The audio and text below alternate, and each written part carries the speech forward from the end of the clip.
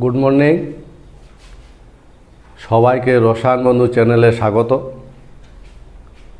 আমরা বসন্ত উৎসবের কথা শুনেছি, যেখানে সবাই নিজেকে নানান রঙে রাঙিয়ে নেয়।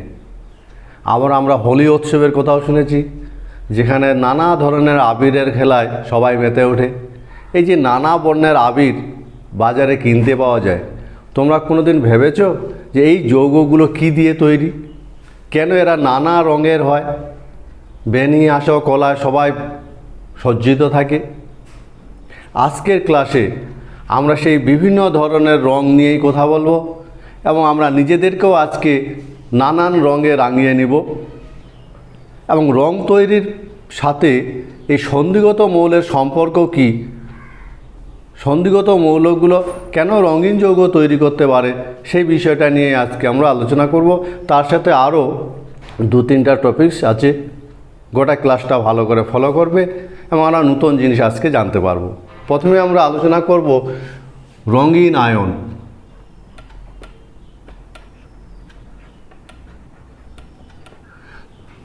আমরা জানি যে সন্ধিগত মৌলগুলোর ডি অরবিটালগুলো আংশিক ইলেকট্রন দ্বারা পূর্ণ থাকে। মনে রাখবে, গ্যাসীয় অবস্থায় মুক্ত গ্যাসীয় অবস্থায় সন্ধিগত মৌলগুলোর যে ডি অরবিটালগুলো আছে, এই ডি অরবিটালগুলো কিন্তু সবগুলোর শক্তি সমান। এদেরকে ডিজেনারেট ডি অরবিটাল বলা হয়। ডিজেনারেট ডি অরবিটাল, এদের শক্তির কোনো তারতম্য থাকে না। কিন্তু যখন এরা দ্রবণে দ্রবীভূত হয়, মনে রাখবে, যখন এরা কোনো দ্রবণে দ্রবীভূত হবে বা কোনো জটিল যৌগে থাকবে, জটিল যৌগে যদি থাকে অথবা কোনো কেলাসে যদি কোনো ধাতব আয়ন অবস্থান করে, অর্থাৎ সন্ধিগত মৌলগুলোর যে আয়নগুলো আছে সেই আয়নগুলো মুক্ত গ্যাসীয় অবস্থায় তাদের যে ডি অরবিটালগুলো সমশক্তি সম্পন্ন ডিজেনারেট অবস্থায় থাকে। কিন্তু সেই আয়ন যখন কোনো দ্রবণে দ্রবীভূত হয় বা জটিল যৌগে অবস্থান করে বা কেলাসে অবস্থান করে, তখন দ্রবণের দ্রাবক বা লিগেন্ড অথবা কোনো ধাতব আয়ন দ্বারা কিন্তু ওই জটিল আয়নটা পরিবেষ্টিত থাকে। এদের দ্বারা ধাতব আয়ন পরিবেষ্টিত থাকে। বোঝা গেছে? আমরা কি চেষ্টা করছি যে সন্ধিগত মৌলগুলোর আয়নগুলো রঙিন হয় কেন, এরা নানা বর্ণ ধারণ করে কেন। তাতে আমরা শুরুটা করলাম কিভাবে, যে সন্ধিগত মৌলগুলোর আয়নগুলো যখন গ্যাসীয় মুক্ত অবস্থায় থাকে তখন তাদের ডি অরবিটালগুলোর শক্তির কোনো তারতম্য থাকে না। কিন্তু সেই আয়নটাই যখন দ্রবণে দ্রবীভূত থাকে বা জটিল যৌগ বা কেলাসের মধ্যে অবস্থান করে, তখন দ্রবণের দ্রাবক বা লিগ্যান্ড, কেলাসের লিগ্যান্ড বা জটিল যৌগের লিগ্যান্ড এবং কেলাসের আয়ন দ্বারা তারা কিন্তু পরিবেষ্টিত থাকে।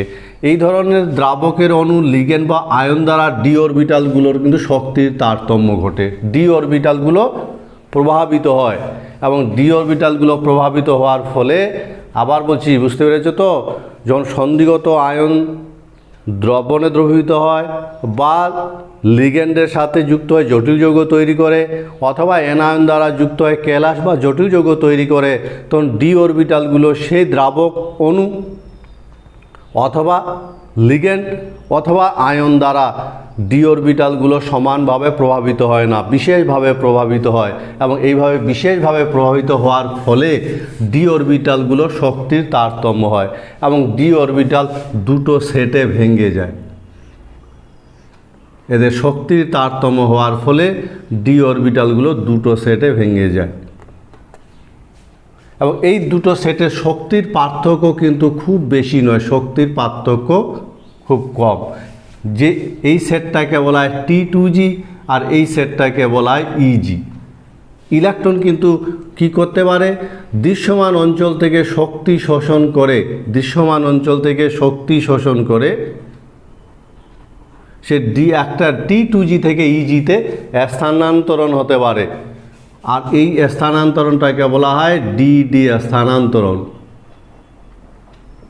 এবং ডিডি স্থানান্তরণের ফলে যে শক্তি দৃশ্যমান অঞ্চল থেকে শোষণ করবে, যে বর্ণের আলো শোষণ করবে তার পরিপূরক বর্ণ আয়নটা ধারণ করবে।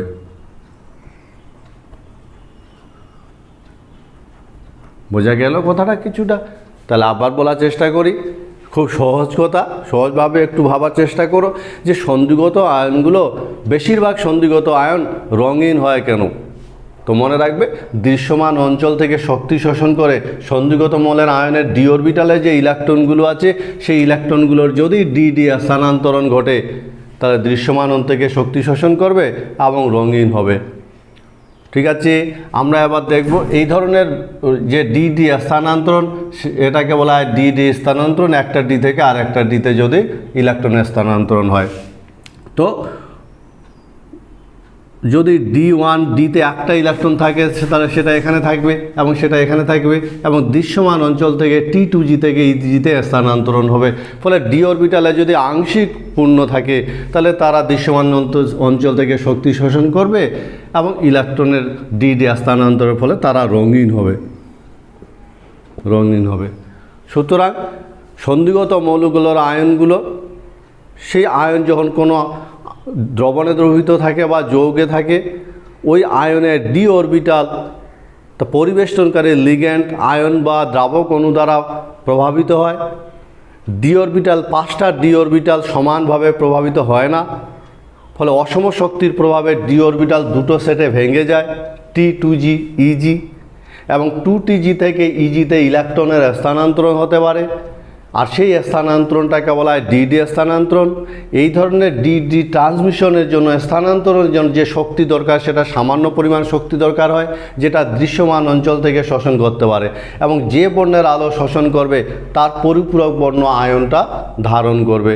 ফলে আমরা যে রঙিন আয়ন গঠনের ক্ষেত্রে দেখলাম, যদি ইলেকট্রনের ডি স্থানান্তরণ হয় তাহলে আয়ন বা সেই আয়ন থেকে উৎপন্ন যৌগ রঙিন হবে। যেহেতু সন্ধিগত মৌলের বলো তো কি বেশিরভাগ আয়ন আংশিক দ্বিপূর্ণ থাকে, ফলে সন্ধিগত মৌলগুলো কিন্তু কি হয়, রঙিন হয়। যেমন আবার যদি আমরা বলি D10 বা D0, এক্ষেত্রে কিন্তু কি হবে, ইলেকট্রনের ডি স্থানান্তরণ হবে না, এবং সেক্ষেত্রে ডি স্থানান্তরণ না হওয়ার ফলে এরা কিন্তু রঙিন হবে না। বোঝা গেছে? তাহলে কোন একটা সিস্টেমে যদি D10 থাকে বা D0 থাকে তাহলে সেক্ষেত্রে কিন্তু ইলেকট্রনের ডি স্থানান্তরণ হবে না এবং সেক্ষেত্রে রং তৈরি করতে পারবে না। আমরা দেখব, যেমন মনে করো জিঙ্ক +2 3D10, ফলে ডি স্থানান্তরণ হবে না, তাই তো? আবার আমরা যদি স্ক্যান্ডিয়াম দেখি, স্ক্যান্ডিয়াম 3D0, এরও ডি স্থানান্তরণ হবে না, ফলে এই আয়ন বা এই আয়ন থেকে উৎপন্ন যৌগগুলো কিন্তু বর্ণহীন হবে। বোঝা গেছে? তাহলে কোন আয়ন বা সেই কোন আয়ন থেকে উৎপন্ন যৌগ রঙিন না বর্ণহীন হবে সেটা কিন্তু তাদের ডি স্থানান্তরণের উপর নির্ভর করবে। মনে রাখবে, বর্ণ কি বর্ণ তৈরি করে পরীক্ষায় এরকম কোশ্চেন জিজ্ঞেস করা হয় না, কিন্তু রঙিন হবে না বর্ণহীন হবে সেটাই জিজ্ঞেস করা হয়। অনেক সময় বর্ণ আবার কি, অনেক সময় বর্ণটা নির্ভর করে যে ধাতু যে লিগ্যান্ডের সাথে যুক্ত হয়ে জটিল যৌগ তৈরি করে সেই লিগ্যান্ডের প্রকৃতির উপর। ঠিক আছে? যেমন দেখো, আমরা যদি দেখি, মনে করো নিকেল দ্বারা গঠিত একটা যৌগ, যেটা যখন অ্যামোনিয়ার সাথে যুক্ত হয়, লিগ্যান্ড হিসাবে অ্যামোনিয়া থাকে, তখন সেটা নীল বর্ণ ধারণ করে। আবার এই যৌগটাই যখন জলের সাথে যুক্ত হয়, তৈরি হয়, জলের সাথে যুক্ত হয়ে তৈরি হয়, তখন সেটা আবার সবুজ হয়। ফলে অনেক যৌগের বর্ণ কিন্তু নির্ভর করে ওই কেন্দ্রীয় ধাতব পরমাণুর সাথে যে লিগ্যান্ডগুলো যুক্ত আছে তার প্রকৃতির উপর, এবং সন্ধিগত মৌলগুলোই কিন্তু রং তৈরি করে। ফলে এত রং বাজারে যে পাওয়া যায়, বিভিন্ন রঙিন যৌগ যে পাওয়া যায়, সেই যৌগগুলো কিন্তু সবগুলোই প্রায় সন্ধিগত মৌলগুলো থেকে তৈরি হয়। কারণ এস ব্লক বা পি ব্লকের মৌলগুলো রঙিন যৌগ তৈরি করতে পারে না। কেন পারে না বলো তো? এস ব্লক বা পি ব্লক মৌল, কারণ এদের ক্ষেত্রে এদের ডি আংশিক থাকে না, আংশিক ডি থাকে না, আর সে কারণে এদের কি হয় না, ডি স্থানান্তরণ হয় না। সুতরাং আমাদের যে পর্যায় সারণী সমস্ত মৌলগুলোর মধ্যে এই যে আমাদের পৃথিবী নানান রঙে রঙিন, আমরা বিভিন্ন অনুষ্ঠানে নিজেকে নানান রঙে রাঙিয়ে দিই, সেই রং সৃষ্টিকারী যে যৌগগুলো বেশিরভাগ প্রায় সমস্ত সন্ধিগত মৌলগুলো থেকে উৎপন্ন হয়। আর এই যে আমরা গল্পটা করলাম, এই যে আলোচনাটা করলাম, এখান থেকে বলতে পারবে যে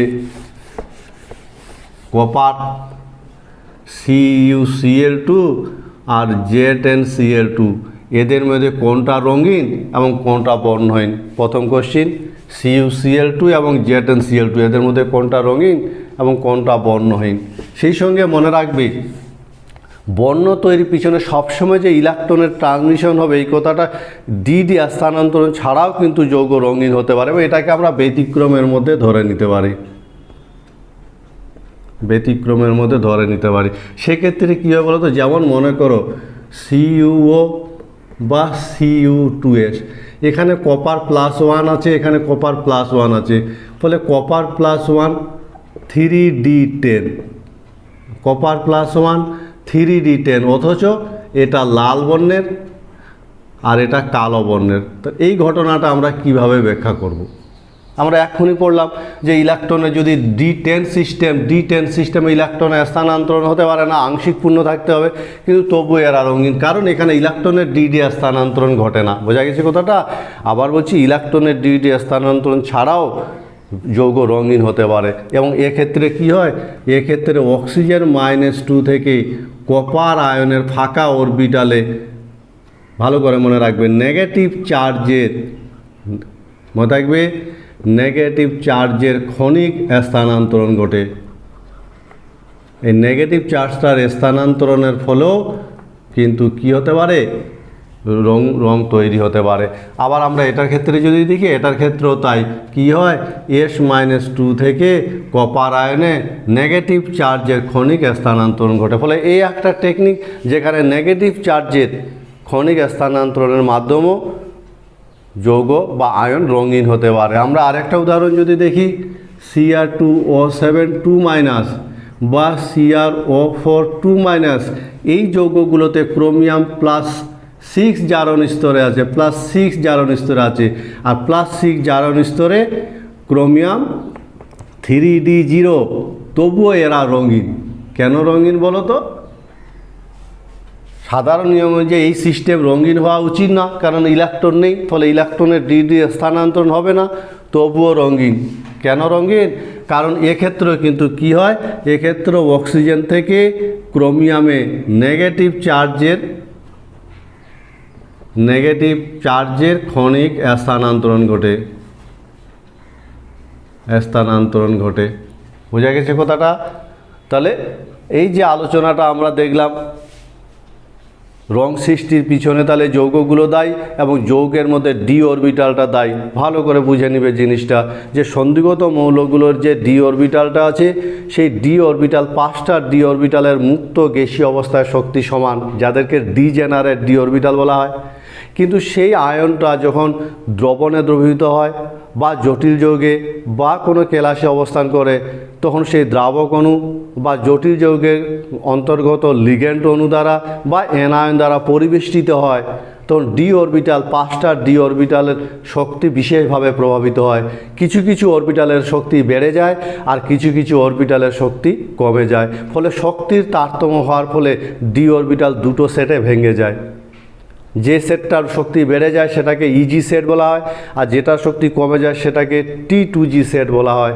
এবার T2G থেকে ইলেকট্রন যদি ইজিতে সহজে যেতে পারে, অল্প পরিমাণ দৃশ্যমান অঞ্চল থেকে শক্তি শোষণ করে, ফলে যে বর্ণের আলো শোষণ করে ইলেকট্রনের ট্রান্সমিশন ঘটে, তার পরিপূরক বর্ণ আয়ন বা যৌগটা ধারণ করে, এবং এই ধরনের ইলেকট্রনের ট্রান্সমিশনকে বলা হয় ডি ট্রান্সমিশন। ফলে ডি অরবিটালে যদি একটাও ইলেকট্রন না থাকে বা সম্পূর্ণ ভর্তি থাকে, অর্থাৎ D0 D10 সিস্টেমে কিন্তু ইলেকট্রনের ডি স্থানান্তরণ ঘটে না। ফলে সেই আয়ন বা সেই আয়ন দ্বারা গঠিত যৌগ কিন্তু বর্ণহীন হয়, যেমন Zn+2 বর্ণহীন। কিন্তু এই যে আয়নের ইলেকট্রনের ডি স্থানান্তরণ ছাড়াও নেগেটিভ চার্জের যে ক্ষণিক স্থানান্তরণের মাধ্যমে কিন্তু যৌগ রঙিন হতে পারে। ফলে পৃথিবীতে আমরা যে নানা রং দেখতে পাই, নানা রঙের যৌগ দেখতে পাই, প্রায় সমস্তটাই ডিপ্লং মৌল থেকে উৎপন্ন হয়। তোমরা বলতে পারবে যে 3D সিরিজের যে মৌলগুলো আছে, 3D সিরিজের মৌলগুলো, এই মৌলগুলোর মধ্যে +3 কোন আয়নটা, মনে রাখবে, +3 কোন আয়নটা বর্ণহীন, কোন আয়ন বর্ণহীন? উত্তরটা তৈরি করবে 3D সিরিজের +3 কোন আয়নটি বর্ণহীন? জটিল যৌগ গঠন। এই সন্ধিগত মৌলগুলো বা সন্ধিগত মৌলের আয়নের একটা স্বাভাবিক প্রবণতা হলো এরা বিভিন্ন লিগ্যান্ড অর্থাৎ প্রশম অণু বা আয়নের সাথে যুক্ত হয় জটিল যৌগ গঠন করতে চায়। তো জটিল যৌগ কোন যৌগগুলোকে বলি বলো তো? জটিল যৌগের নাম শুনেছ কোনো দিন? জটিল যৌগ যেমন তুতের নাম নিশ্চয়ই শুনেছ, তুতে। এই তুতে এটা হলো একটা জটিল যৌগ, কারণ এর প্রকৃত গঠনটা হলো এরকম। এর প্রকৃত গঠন হলো এটা, সুতরাং এটা একটা জটিল যৌগ। এই জটিল যৌগ সবাই তৈরি করতে পারে না। সন্ধিগত মৌলগুলোর কিন্তু একটা নিজস্ব ধর্ম আছে, যে ধর্মের ফলে এরা এরকম নানান ধরনের জটিল যৌগ তৈরি করতে পারে। আমরা এই মুহূর্তে সন্ধিগত মৌলগুলো কী ধরনের জটিল যৌগ তৈরি করতে পারে, কেন এরা জটিল যৌগ তৈরি করতে পারে, সেই বিষয়টাই দেখব। তো সন্ধিগত মৌলগুলোর বা সন্ধিগত মৌল দ্বারা সৃষ্ট আয়নের একটা প্রবণতা হলো এরা এরকম প্রশম অণু, এরকম প্রশম অণু বা এরকম এনায়ন দ্বারা যুক্ত হওয়ার প্রবণতা এরা দেখায়, এবং এদের সাথে যুক্ত হয় এরা কি করে, এরা জটিল যৌগ তৈরি করতে চায়। বোঝা গেছে? এই যে প্রশম অণু বা আয়নগুলো, এদেরকে বলা হয় লিগ্যান্ড। মনে থাকবে, এই লিগ্যান্ডের সাথে ধাতব অণু বা পরমাণু যুক্ত হয়, জটিল যৌগ তৈরি করতে চায়, এবং এই লিগ্যান্ডগুলোর মধ্যে এদের মধ্যে একটা পরমাণু থাকে যারা নিঃসঙ্গ ইলেকট্রন জোড় বহন করে, অর্থাৎ লিগ্যান্ডগুলোর মধ্যে কি হয়, এরা ইলেকট্রন জোড় দান করতে পারে, ফলে লিগ্যান্ডগুলো কিন্তু দাতা হিসাবে কাজ করে। আবার ধাতব আয়নের কি হয়, ধাতব আয়নের ফাঁকা ডি অরবিটাল থাকে, তাই তো? ফাঁকা ডি অরবিটাল থাকে, আর এরকম ফাঁকা ডি অরবিটাল থাকার ফলে দাতা পরমাণু থেকে তারা ইলেকট্রন জোড় গ্রহণ করতে পারে, ইলেকট্রন জোড় গ্রহণ। বোঝা গেছে? তাহলে কি দাঁড়ালো বলো তো? যে সন্ধিগত মৌলগুলো যে আছে, সেই সন্ধিগত মৌলগুলো এই ধরনের প্রশম অণু বা এনায়নের সঙ্গে যুক্ত হয়, জটিল যৌগ গঠনের প্রবণতা দেখায়। আর এই জটিল যৌগ গঠনের ক্ষেত্রে যে প্রশম অণু বা আয়নগুলো আছে, এরা ইলেকট্রন জোড় দান করতে পারে বলে দাতা হিসেবে কাজ করে। আবার ধাতব আয়নগুলোর ফাঁকা ডি অরবিটাল থাকায় তারা লিগ্যান্ড দ্বারা যে ইলেকট্রন জোড় লিগ্যান্ডগুলো দান করে, তারা সেই ইলেকট্রন জোড় গ্রহণ করতে পারে, এবং এভাবে এরা জটিল যৌগ তৈরি করতে পারে। বোঝা গেছে? যেমন আমরা যদি দেখি,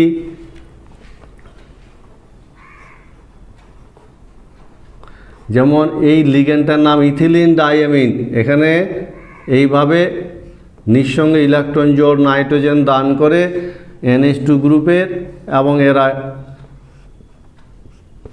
এইভাবে জটিল যৌগ তৈরি হয়। দেখতে পাচ্ছ, এটা একটা জটিল যৌগ। সুতরাং সন্ধিগত মৌলগুলো ধর্ম হলো এরা বিভিন্ন ধরনের জটিল যৌগ গঠন করতে পারে। এরকম তাহলে সন্ধিগত মৌলগুলোর ফাঁকা ডি অরবিটালের উপস্থিতি এবং লিগ্যান্ডগুলোর ইলেকট্রন দাতা হিসাবে কাজ করার ফলে এই লিগ্যান্ডগুলোর সাথে সন্ধিগত আয়নগুলো যুক্ত হয়, জটিল যৌগ গঠন করে। এরকম জটিল যৌগের আরও যদি উদাহরণ বলি, যেমন আয়রন গঠিত জটিল যৌগ,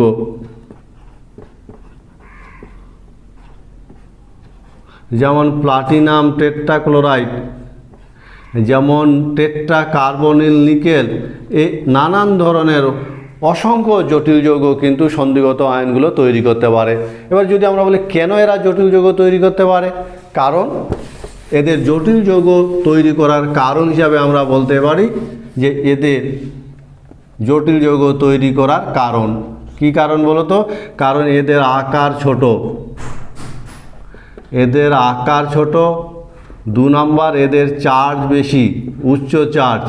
আর এই আকার ছোট আর উচ্চ চার্জ হওয়ার ফলে কি হয় বলো তো? এদের আধান ঘনত্ব খুব বেশি হয়, আধান ঘনত্ব বেশি হয়। আর আধান ঘনত্ব বেশি হওয়ার ফলে কি হয়? আধান ঘনত্ব বেশি হওয়ার ফলে এরা কিন্তু কি লিগ্যান্ড দ্বারা সহজে আকৃষ্ট হয়,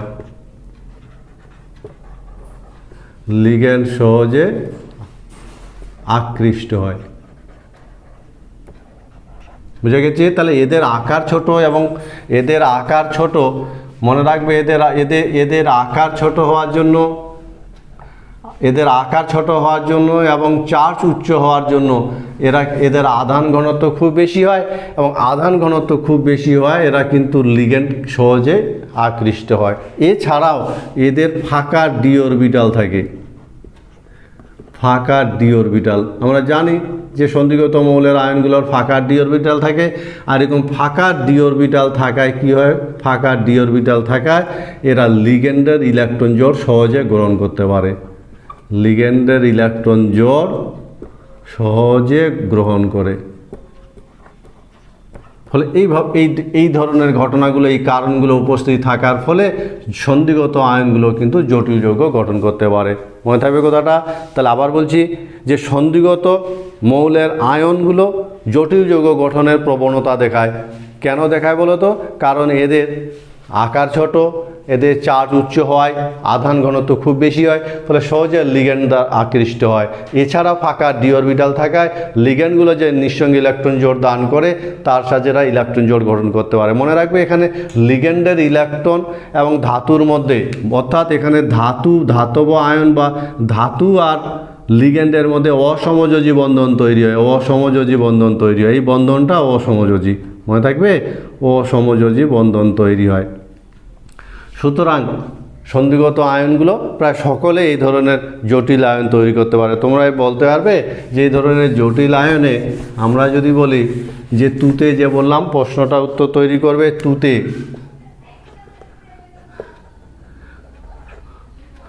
তুতেতে লিগ্যান্ড হিসাবে, বলো তো তুতেতে লিগ্যান্ড হিসাবে কয়টি জলের অণু থাকে? কয়টি জলের অণু বর্তমান? প্রশ্নটা বোঝা গেছে? আমি যে তুতে বললাম সেই তুতেতে লিগ্যান্ড হিসাবে কটা জলের অণু বর্তমান থাকে। আমরা পরে আলোচনায় চলে যাব, আমরা দেখব এরা অন্তঃস্থানিক যৌগ তৈরি করতে পারে। অন্তঃস্থানিক যৌগ,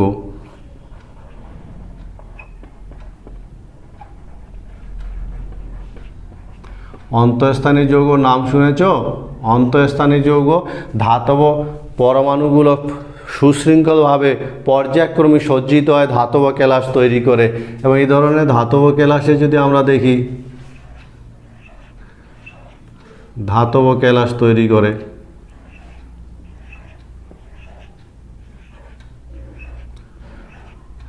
এ 2D 3 ডাইমেনশনালে এরকম এরা কী করে পরপর সজ্জিত হয়, ঘন সন্নিবেশ ঘটে, এবং যতই ঘন সন্নিবেশ ঘটুক না কেন এইভাবে ঘন সন্নিবেশে এদের মধ্যে বিভিন্ন ধরনের ফাঁকা জায়গা থাকে।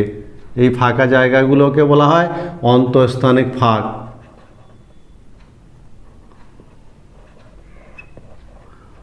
অন্তঃস্থানিক ফাঁকা বলা হয় বা অন্তঃস্থানিক ফাঁক বলা হয়। এটা যেটা দুরকম হয়, চতুস্থলকীয় আর অষ্টতলীয়। ঠিক আছে? তাহলে সন্ধিগত মৌলগুলো দ্বারা গঠিত, সন্ধিগত মৌল দ্বারা গঠিত যে কেলাসগুলো, সেই কেলাসগুলোতে সন্ধিগত আয়নগুলো ঘন সন্নিবেশ ঘটে, এবং এই ঘন সন্নিবেশটা ঘনকাকার ঘন সন্নিবেশ হতে পারে, হেক্সাগোনাল ক্লোজ প্যাকিং হতে পারে, যাই হোক না কেন ওই কেলাসগুলোর মধ্যে কিন্তু ফাঁকা জায়গা থাকে, আর সেই ফাঁকা জায়গাগুলোকে বলা হয় অন্তঃস্থানিক ভয়েড বা অন্তঃস্থানিক ফাঁকা স্থান, যেটা দুরকম হতে পারে, চতুস্থলীয়, অষ্টতলীয়। সেই ফাঁকা জায়গাগুলোতে ছোট ছোট পরমাণু, অধাতবর পরমাণু, যেমন কার্বন, হাইড্রোজেন, নাইট্রোজেন, বোরন, এই অধাতবর ছোট ছোট পরমাণুগুলো কিন্তু সেই ফাঁকা জায়গাগুলোতে অবস্থান করতে পারে। বোঝা গেছে? এবং এই ফাঁকা জায়গাগুলোতে অবস্থান করার ফলে যে যৌগগুলো তৈরি হয় সেই যৌগটাকে আমরা বলি অন্তঃস্থানিক যৌগ। বোঝা গেছে নিশ্চয়ই? তাহলে ধাতব কেলাসের যে অন্তঃস্থানিক গ্যাপগুলো আছে, সেই অন্তঃস্থানিক গ্যাপগুলোতে ছোট ছোট অধাতব পরমাণু ঢুকে গেলে যে যৌগ তৈরি হয় সেই যৌগটাকে বলা হয় অন্তঃস্থানিক যৌগ। যেমন উদাহরণ হিসাবে যদি আমরা বলি, যেমন এই ধাতব পরমাণু যদি আয়রন হয় এবং গ্যাপগুলোতে যদি কার্বন ঢুকে যায়, তাহলে আয়রন আর কার্বন মিলে তৈরি করে স্টিল। বোঝা গেছে? আয়রনের কেলাসে যদি কার্বন কণা ঢুকে যায় তাহলে আয়রনটা স্টিলে পরিণত হয়। এরকম আমরা যদি উদাহরণ বলি অন্তঃস্থানীয় যৌগের উদাহরণ, প্রায় সকলে অন্তঃস্থানীয় যৌগ তৈরি করতে পারে। যেমন ম্যাঙ্গানিজ নাইট্রোজেনের সঙ্গে এরকম অন্তঃস্থানীয় যৌগ তৈরি করে, যেমন টাইটানিয়াম ক্লোরিনের সাথে যুক্ত অন্তঃস্থানীয় যৌগ তৈরি করে, আয়রন হাইড্রোজেনের সাথে যুক্ত এরকম অন্তঃস্থানীয় যৌগ তৈরি করে। সুতরাং ধাতব কেলাসের মধ্যে সন্ধিগত মৌল দ্বারা গঠিত ধাতব কেলাসের মধ্যে জিনিসটা সোজাই আছে, বুঝতে পারছো তো, যে সন্ধিগত মৌলের কেলাসের মধ্যে যদি ছোট ছোট অধাতব পরমাণু ঢুকে যায় তাহলে যে যৌগটা উৎপন্ন হয় তাকে বলা হয় অন্তঃস্থানীয় যৌগ। এই ধরনের অন্তঃস্থানীয় যৌগে যে গ্যাপগুলো থাকে তাদেরকে বলা হয় চতুস্থলীয় বা অষ্টতলীয় গ্যাপ বা গর্ত।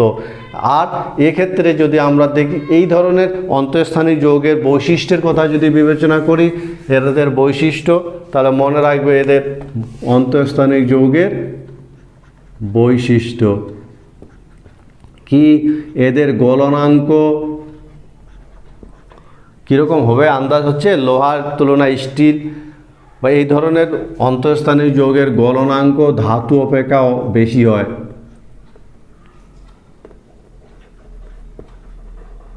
ধাতু অপেক্ষা বেশি হয়, এদের কাঠিন্য উচ্চ হয়।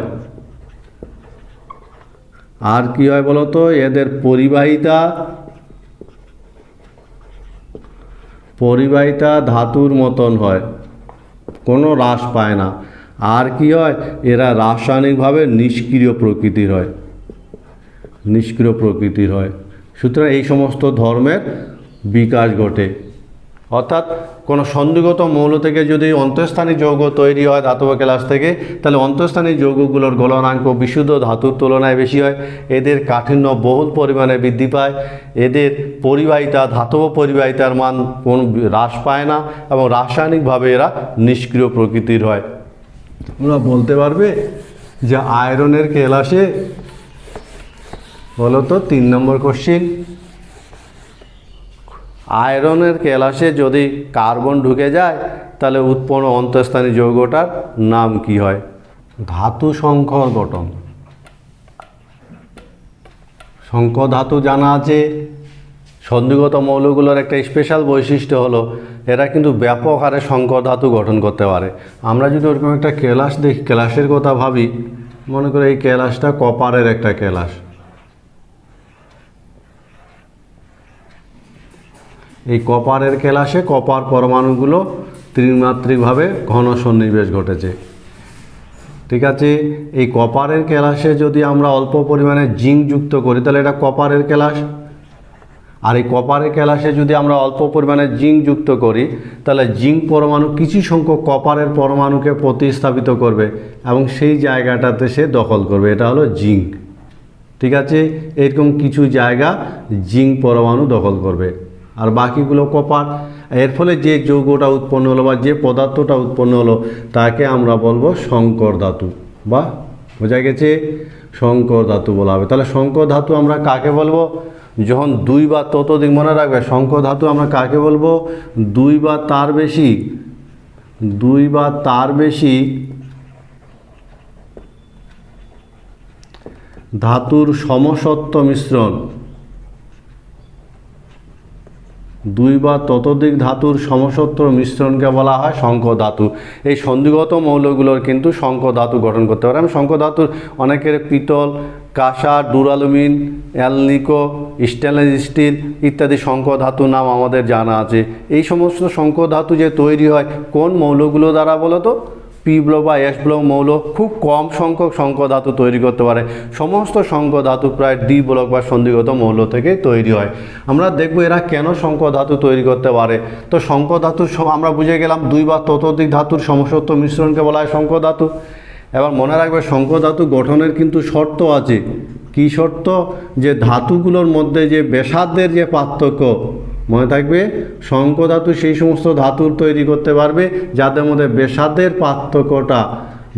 পার্থক্য 15%-এর বেশি কিন্তু হবে না, এর বেশি হবে না। মনে থাকবে ব্যাসার্ধের পার্থক্য 15%-এর বেশি হবে না, ফলে তারাই সংকর ধাতু তৈরি করতে পারবে।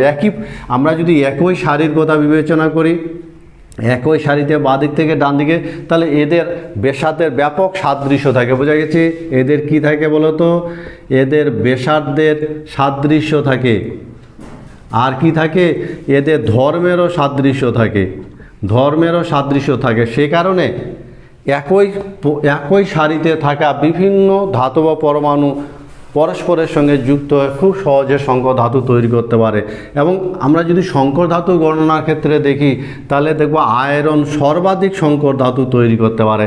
আয়রন ক্রোমিয়াম, আয়রন ম্যাঙ্গানিজের সাথে যুক্ত হয়, আয়রন মলিবডিনামের সাথে যুক্ত হয়, আয়রন টাংস্টেনের সাথে যুক্ত হয়, ইত্যাদি অসংখ্য ধাতুর সাথে আয়রন যুক্ত হয় অসংখ্য সংকর ধাতু তৈরি করতে পারে। ফলে সন্ধিগত মৌলগুলো যে আছে, এদের মধ্যে আয়রনের সর্বাধিক সংকর ধাতু তৈরি করতে পারে। কাজেই কি দাঁড়ালো? যে সন্ধিগত মৌলগুলোর একটা স্পেশাল বৈশিষ্ট্য হলো এরা কিন্তু একাধিক 2 বা ততোধিক ধাতু পরস্পরের সঙ্গে সমসত্বভাবে মিশে গিয়ে সংকর ধাতু গঠন করে। যেমন কপারের কেলাসে যদি জিঙ্ক যুক্ত করা হয়, তাহলে কপার পরমাণু আংশিকভাবে জিঙ্ক পরমাণু দ্বারা প্রতিস্থাপিত হয় এবং আমরা কি পাই? আমরা এই পিতল সংকর ধাতুটা পাই, যাকে ব্রাশও বলা হয়, পিতল। আবার কপারের কেলাসে যদি আমরা টিন দিয়ে প্রতিস্থাপিত করি, টিন দিয়ে প্রতিস্থাপিত করা হয়, তাহলে যে সংকর ধাতুটা পাওয়া যায় তাকে কাঁসা বলে। সুতরাং এইভাবে কপারের কেলাসে টিন বা জিঙ্কের পরমাণু দ্বারা প্রতিস্থাপিত করে আমরা পিতল, কাঁসা এই সংকর ধাতুগুলো তৈরি করতে পারি। আর সংকর ধাতু তৈরি হওয়ার শর্ত হলো এদের মধ্যে ব্যাসার্ধের পার্থক্য 15%-এর বেশি কিন্তু হবে না। ফলে একই পর্যায়ে থাকা মৌলগুলোর কি হয়? ব্যাসার্ধের সাদৃশ্য থাকায়, রাসায়নিক ধর্মের সাদৃশ্য থাকায় এরা কিন্তু সংকর ধাতু তৈরি করতে পারে। তবে সন্ধিগত মৌলের সাথে অসন্ধিগত মৌল যুক্ত হয়েও সংকর ধাতু তৈরি হতে পারে। এবং সংকর ধাতুর যে আলোচনাটা আমরা দেখলাম, ছোট আলোচনা, সহজ আলোচনা, কিন্তু পরীক্ষার জন্য ইম্পর্টেন্ট। এবং সংকর ধাতুগুলোর বৈশিষ্ট্য দেখবে। সংকর ধাতুগুলোর বৈশিষ্ট্য কী হয় বলো তো? যেমন এদের গলনাঙ্ক উচ্চ হয়, এদের গলনাঙ্ক উচ্চ হয়, সেই সঙ্গে কি হয়? এদের কাঠিন্য বৃদ্ধি পায়, কাঠিন্য বৃদ্ধি ঘটে, কাঠিন্য বৃদ্ধি পায়, সেই সঙ্গে এদের টান শক্তিরও বৃদ্ধি ঘটে, টান শক্তির বৃদ্ধি ঘটে। বোঝা গেছে? ফলে কোনো একাধিক ধাতু পরস্পরের সঙ্গে যুক্ত হয়ে যেমন সন্ধিগত ধাতুগুলো উৎপন্ন করে, সংকর ধাতুগুলো উৎপন্ন করে, সেই সংকর ধাতুগুলো গলনাঙ্ক বেশ বৃদ্ধি পায়, এদের কাঠিন্য বৃদ্ধি ঘটে, এদের টান শক্তিরও বৃদ্ধি ঘটে। তোমরা বলতে পারবে যে সন্ধিগত মৌলগুলোর মধ্যে ব্রাশ কি কি দিয়ে তৈরি? ব্রাশের উপাদান নাম লিখবে। অক্সাইডের ধর্ম। সন্ধিগত মৌলগুলো যে বিভিন্ন অক্সাইড তৈরি করে, সেই অক্সাইডগুলো ধর্মের একটা ধারণা আমরা তৈরি করব। আর অক্সাইডের ধর্মের মধ্যে মনে রাখবে 1 নম্বর পয়েন্ট, ম্যাঙ্গানিজ +7 জারণ স্তরে সর্বোচ্চ অক্সাইড তৈরি করে। মনে থাকবে, একমাত্র ম্যাঙ্গানিজ কী করে বলো তো? ম্যাঙ্গানিজ +7 স্তরে সর্বোচ্চ জারণ স্তরে, যেটা যে Mn2O7 তৈরি করে, একমাত্র এই অক্সাইডটাই ম্যাঙ্গানিজ এত জারণ স্তরে তৈরি করতে পারে। তো অক্সাইডের ধর্ম পড়তে গেলে মনে রাখবে, অক্সাইডের যেমন জারণ সংখ্যার উপর কিন্তু বিভিন্ন ধর্ম নির্ভর করে। জারণ সংখ্যা যদি বৃদ্ধি পায়, মনে রাখবে সিরিজ পরীক্ষায় প্রায় থাকে, খুব ইম্পর্টেন্ট, সেখানে 3-4টা অক্সাইড দিয়ে তাদেরকে লেস দেন গ্রেটার দেন সাজাতে বলবে। সেক্ষেত্রে মনে রাখবে যে জারণ সংখ্যা বৃদ্ধি পেলে কী হবে? জারণ সংখ্যা বৃদ্ধি পেলে আম্লিক ধর্ম, অক্সাইডের আম্লিক ধর্ম ও সমযোজী ধর্ম, জারণ সংখ্যা বৃদ্ধির সঙ্গে অক্সাইডের আম্লিক ধর্ম ও সমযোজী ধর্ম বৃদ্ধি পাবে। বোঝা গেছে? তাহলে অক্সাইডের জারণ সংখ্যা যত বাড়বে, আম্লিক ধর্ম বা সমযোজী ধর্ম তত বৃদ্ধি পাবে। আর কি হবে? এদের ক্ষারীয় ধর্ম